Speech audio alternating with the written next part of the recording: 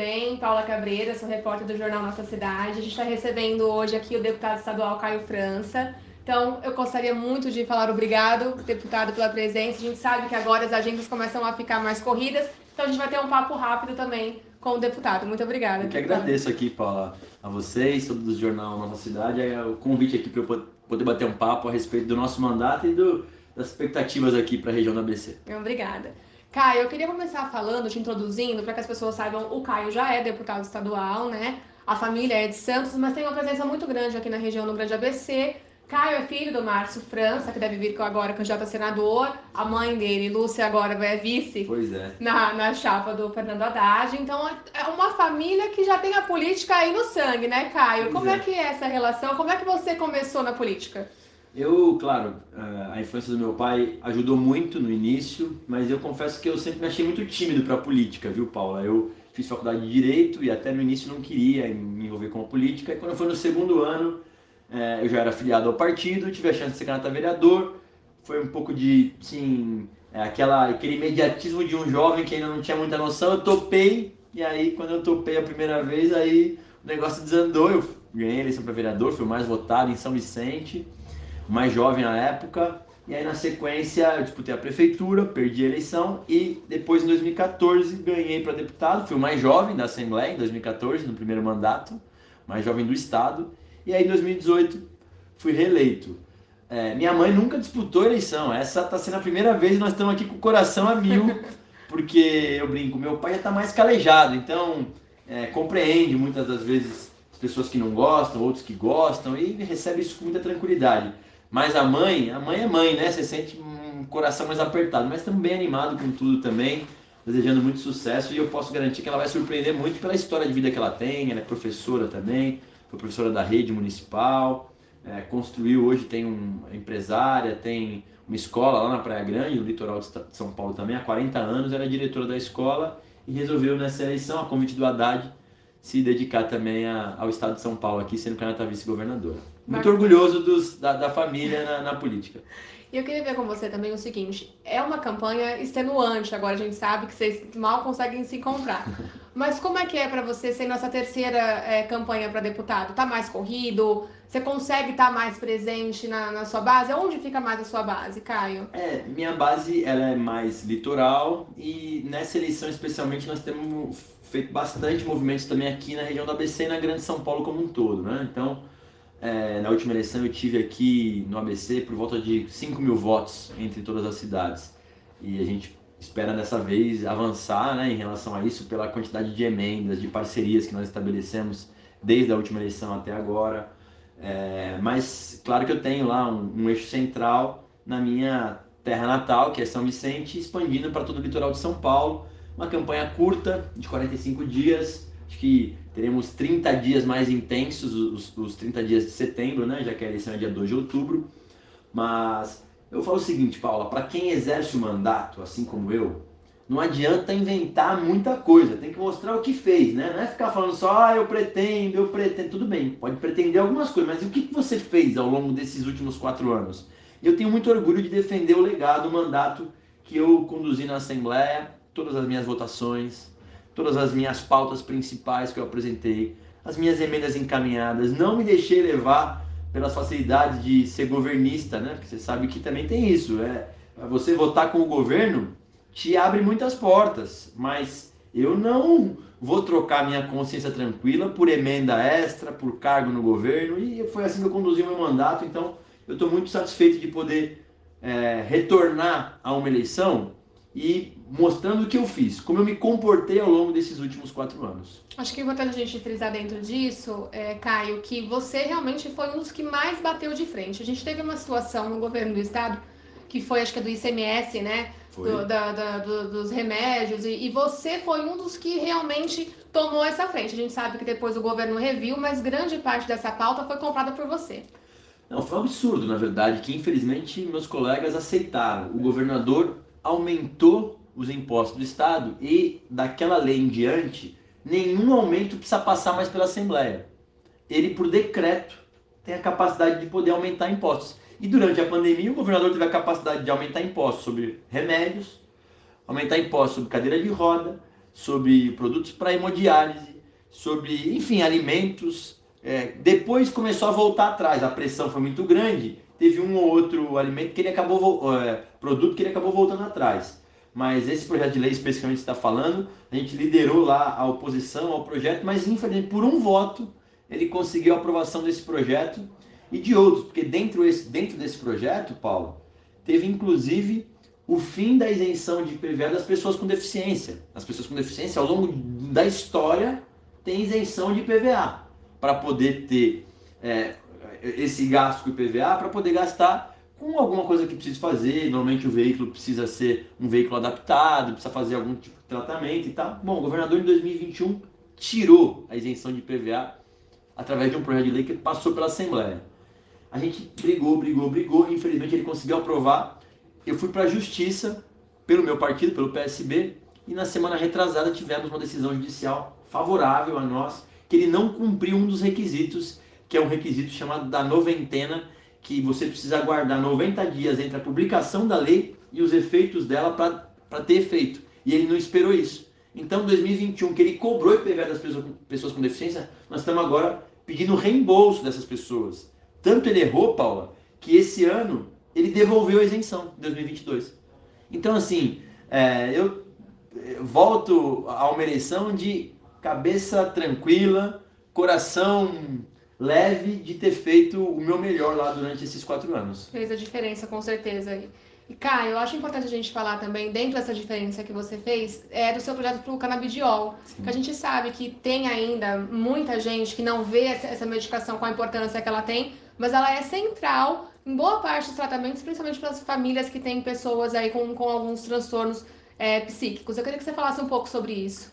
Pauta corajosa do nosso mandato. Eu, depois de conversar com muitas mães que utilizam a cannabis medicinal hoje em filhos autistas, em idosos com Parkinson, em pessoas que sofrem com epilepsia, dores crônicas, enfim, algumas síndromes raras. E no caso de crianças, eu peguei um caso lá, Paula, de uma criança que tinha 40 convulsões por dia. E ela passou a utilizar a cannabis medicinal e essa criança tem uma convulsão por semana a partir do uso da cannabis medicinal. E o que eu falo? Quem autoriza ou não autoriza medicamentos no Brasil é a Anvisa. E a Anvisa já autorizou esses medicamentos. Acontece que o que eu não aceito, que quem tem condição de pagar até R$ 2.000 por mês por um medicamento consiga fazer esse tratamento com seu filho, e as pessoas que não têm condição de pagar, que é a grande maioria, não possam utilizar esses medicamentos. Essa pessoa sabe o que ela tem que fazer? Quando ela tem instrução, ela vai buscar um advogado, vai para a justiça, que obriga o Estado a fornecer esse medicamento. E muitas das vezes fornece. Então, o Estado já compra esse medicamento, mas compra mal, porque compra escalonado, não compra com planejamento. Esse medicamento muitas das vezes não é o medicamento mais adequado, porque o Estado compra rápido, porque é mediante uma decisão judicial, então você não consegue nem programar. Então, o que eu quero? Que, de forma controlada, de forma prescrita, com médico, o SUS, através das farmácias de alto custo do Estado, possa fornecer esses medicamentos para as famílias que mais precisam. E aí, com isso, a gente defende que a ciência possa falar mais alto do que o preconceito, a gente defende que a saúde possa falar mais alto do que a má informação, para não falar outra coisa. Então, é por esse motivo que eu tenho muito tranquilidade em falar sobre esse tema. A gente só não conseguiu aprovar esse projeto na última semana antes de entrar no recesso, porque, infelizmente, eu preciso falar também, a deputada Helena Pascoal não permitiu, porque ela pediu uma verificação de votação e com isso, infelizmente, não tinha quórum na Assembleia para poder aprovar esse projeto. Senão teria passado, porque mesmo parlamentares que são da ala mais conservadora entendem que esse assunto é um assunto que, assim, é de interesse. É de interesse público, envolve crianças muitas das vezes autistas, idosos com Parkinson. E assim, se você não se comove, não sensibiliza com uma mãe falando que ela dorme com o filho dela e quando ele começa a ter convulsão, ela agarra o filho porque ela não sabe se depois daquela convulsão ele vai desfalecer ou vai voltar, é porque você não serve para a vida pública, na minha opinião, com todo respeito. Então, a gente fala com muito orgulho desse assunto e quando eu apresentei esse projeto, as pessoas falavam, Caio, cuidado, se você está taxado de maconheiro, vão dizer que você quer liberar a maconha. Pessoal, ainda bem que cada vez mais as pessoas estão esclarecidas, estão com a cabeça feita, e a gente tem explicado, e hoje eu falo, esse é o meu projeto de maior destaque ao longo de toda a minha trajetória na Assembleia, Paulo. Então, eu estou muito feliz com a repercussão dele e posso garantir, nós vamos aprovar esse projeto ainda esse ano. Ah, que bom. Outro projeto que a gente sabe que você também aprovou, deputado, que era um projeto relevante, que a gente viu que a situação não andou muito por conta do governo, mas foi a respeito da fila do CROSS. Que o CROSS é uma central de regulação de vagas, então quando a gente depende dos serviços públicos de saúde, a gente, para transferência de um hospital para o outro, depende do CROSS. E na época que a gente estava com a pandemia aí mais no alto, você teve a coragem de apresentar um pedido para que a gente pudesse tornar pública a lista do CROSS. Então, eu queria que você falasse também um pouco sobre isso. Pessoal, eu apresentei esse projeto imaginando que, claro, fosse uma coisa até óbvia. O que eu quero é que o cidadão com o seu cartão número SUS possa saber qual é o momento dele na fila para fazer uma cirurgia, para fazer um exame. Então, aprovei esse projeto de lei na Assembleia por unanimidade, foi para o governador e o governador vetou esse projeto, alegando que eu ia expor o paciente do SUS pelo fato de estar liberando o nome dele. Primeiro, mentira, porque só quem ia ter acesso era o próprio paciente. Ninguém libera o seu cartão SUS para outras pessoas irem lá e acessar o site. Segundo, mais exposição do que é hoje, das pessoas ficarem aguardando e ter que ficar marcando deputado, marcando vereador em postagens, o que é um absurdo, porque assim, eu me sinto muitas vezes até constrangido de, sabe, a pessoa pedindo para uma coisa que não deveria ter envolvimento de político nenhum. O sistema tem que funcionar, Paula, por si só. Não porque fulano de tal, que é amigo de fulano de tal, tá ligando. Não porque quem tá lá, a pessoa que tá comandando o sistema é apadrinhado de fulano, é de ciclano. Então, infelizmente, para assim, para tristeza de muitos, o governador vetou o nosso projeto. Agora, o que cabe é derrubar o veto dele. Até o final do ano, tem o compromisso do presidente de fazer a derrubada de um veto por parlamentar. E se eu tiver essa chance, com certeza o veto que eu vou apresentar para a gente poder derrubar é esse, porque a Central de Regulação de Vagas do Estado de São Paulo é completamente burocrática, sem transparência e que não atende bem as pessoas. O que eu quero, eu sei que com isso, não estou dizendo que eu vou agora vou pedir um exame, uma cirurgia e amanhã eu vou fazer. Não, eu sei que não é assim nem no plano de saúde. Não é isso que eu estou querendo. Agora, eu acho que é justo que o cidadão possa saber quando, como, quem está na frente dele e saber o seguinte, ó, eu vou fazer lá no Mário Covas, por exemplo, a minha cirurgia nesse dia, enfim, está marcado aqui. Eu tenho 3 pessoas, 4 pessoas na minha frente, beleza. Uma, duas, bom, agora sou eu. Eu queria isso, e eu acho que isso é muito justo, porque o governador falou muito em transparência, em modernidade, quando ele disputou a eleição, e não é isso que a gente vê, né? Eu queria que você falasse também, porque a gente sabe a importância dos projetos, mas também das emendas. E a gente sabe que você é um dos parlamentares que mais enviou recursos para o Grande ABC. Sim. Então eu queria que você falasse um pouco dessa parceria, como funciona, Caio. A gente sabe que você, aqui em Ribeirão Pires mesmo, teve uma grande função ao juntar o Amigão com o Volpe. Então como é que é a sua relação aqui no ABC?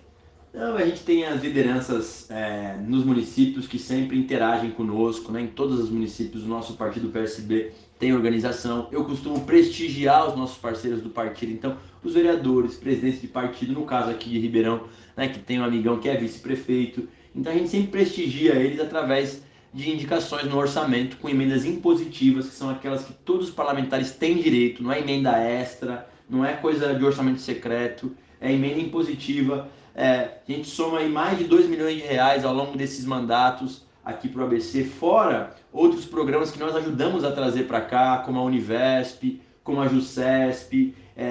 No período em que o Márcio França ficou como governador, a gente conseguiu ajudar em convênios muito maiores para Ribeirão, para Mauá. Então, sim, é uma folha de serviços prestados aqui para o ABC e eu sempre tento prestigiar os nossos parceiros de partido. Esse ano mesmo estava fazendo uma revisão aqui, que eu está fazendo uma visita hoje em Ribeirão, tem 600 mil reais que vão ser executados ainda hoje para poder fazer pavimentação, para fazer uma quadra nova, para fazer o boulevard, terminar o boulevard gastronômico aqui do centro da cidade. Então, tem bastante coisa pela frente, algumas entidades sociais que a gente ajuda também aqui na região do ABC. Tem uma pauta que eu sou muito ligado e que aqui no ABC também é muito forte, que é a adoção. Eu sou coordenador do grupo na frente parlamentar que apoia os grupos de adoção no estado de São Paulo, que é um tema também para mim muito caro e que eu acompanho muito de perto a evolução do tema, as necessidades dos grupos, dos servidores do judiciário que precisam, né, ter mais atenção, precisamos de varas especializadas para agilizar o processo de adoção. Então, são alguns temas que, claro, tem a ver com a ABC, tem alguns que são mais orgânicos e tem a ver com todo o estado de São Paulo, mas o ABC está muito próximo, ainda, no meu caso, eu sou do litoral, mas assim, inclusive faz divisa, né? São Bernardo faz divisa com São Vicente e assim por diante. Então é uma região que também está aqui no nosso coração e no nosso trabalho, especificamente. Para terminar, como a gente disse, o deputado está com a agenda apertada hoje. Deputado, o que a gente pode esperar de um futuro mandato? Quais são as bandeiras que a gente pode esperar que você defenda lá para a gente? Com certeza, muitas das bandeiras que eu apresentei de transparência, a cannabis medicinal, eu quero que no ano que vem, no novo mandato, a gente já esteja com ela efetivada. Eu quero ver muita gente que desconhece do tema utilizando e dando melhores condições para os seus filhos, para os seus pais. E claro, eu quero poder fazer muitas entregas. Eu tenho uma pauta muito forte da educação, especialmente em nível de nível superior, que a gente precisa criar condição para que os jovens que saem do ensino médio, para que eles possam ter perspectiva, né, em cursos técnicos e nível superior. Então, são temas que eu pretendo me dedicar bastante num eventual próximo mandato. Tá ótimo. É isso, gente. Agradeço a vocês que ficaram com a gente até o final. Muito obrigada, deputado. Eu que agradeço aqui e agradeço a gentileza de vocês de sempre. Parabéns aqui pelo espaço. Tudo muito aconchegante e com boa informação. Obrigada. Boa noite, gente. Tchau, tchau.